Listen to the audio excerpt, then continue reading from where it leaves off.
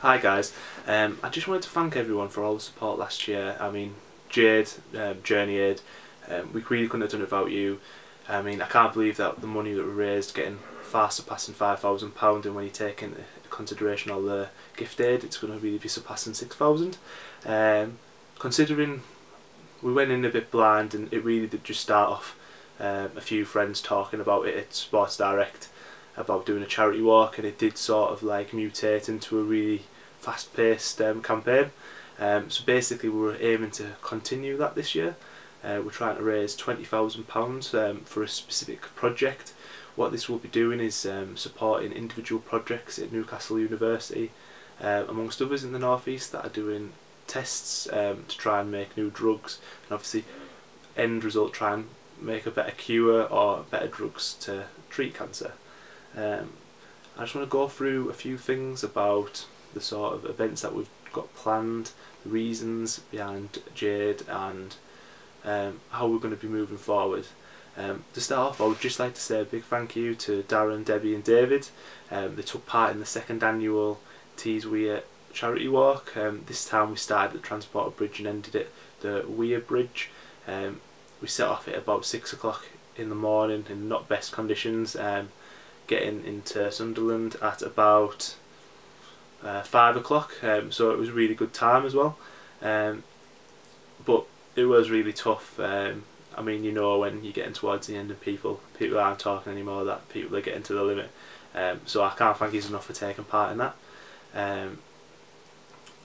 What I'm going to go on to next is talking about obviously the events that we have got coming up.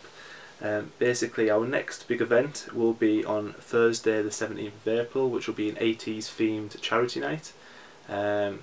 We are encouraging people to come in fancy dress because I feel this will make the atmosphere, and it'll make it a better night in total. As it's around Easter, just the day before Good Friday, I'm encouraging people to do a hard-boiled decorating egg competition. You know, like we did back when we were in school, because I think that would be a good laugh, and I know people will want to do it, so don't even try and say it's stupid. Then the following Saturday, on Saturday the 19th of April, we'll be going straight into our Easter Saturday tournament. I know last year we did a tournament on a Sunday where we had a football match. This year we are in partnership with Aston Netballs through a friend of mine, Charlotte, at work. I can't thank her enough for all the support. Basically we're going to be having a tournament at North Shore Academy, netball teams, basketball teams, football teams, hopefully a few more, maybe rugby. We're still in the planning stages for that, but hopefully that'll be a good turnout and plenty of activities for the family. Then it's going to go swiftly on to the next charity walk, which is my favourite actually. It's the Saltburn to Whitby. By talking to a few people, it looks like we're going to have good numbers, but really we need people to spread the word, because the more people we get, the more money we're going to make and the more people we're going to help. It's a beautiful walk going through sort of Staithes, Runswick Bay, and it took us about 8 hours last year, and there's always fish and chips and pubs at the end, so everyone will be laughing. We've got another football themed charity night on Friday the 13th of June, which is the day before England kick off their World Cup ambitions, so that'll be a good one. Throughout the year we've got plenty of things coming up, like family charity walks, bake sales, which were really successful last year, so we're always on the lookout for places to do those if anyone has any ideas. We're obviously going to be trying to do Bandjade again. I think we can improve on the numbers that turned up last year, but bands were absolutely amazing. And there's plenty more charity nights in the pipeline. Also, we're looking for people to think about doing the Middlesbrough 10k run, and if anyone wants to do the Great North Run the week after, I'm currently going through the registering process. But the Middlesbrough 10k run, walk it, run it, fancy dress it, whatever you want. Just obviously let's make as much money as we can. One event that I do want to sort of put a lot of emphasis on this year is the Boxing Day dip. Last year me, Nathan and Alex did it. We raised a couple £100, but there's a lot of potential there to make a lot of money. What we're aiming to do this year is we're aiming to get as many people on board as possible, so hopefully if you see this, ask your friends, sign on yourself. All the events are on Facebook. We're going to do sort of a formal wear sort of theme. Last year there was about 350 people doing it in total. If we can get a big chunk or a big proportion of that, I'm not saying obviously go and rent a tuxedo or anything like that, but shirt and tie, dresses, whatever you want to feel comfortable in. Just some sort of general thing that we're all wearing, that'll be great. And it will look really good as well. And it'll finish the year off on a high.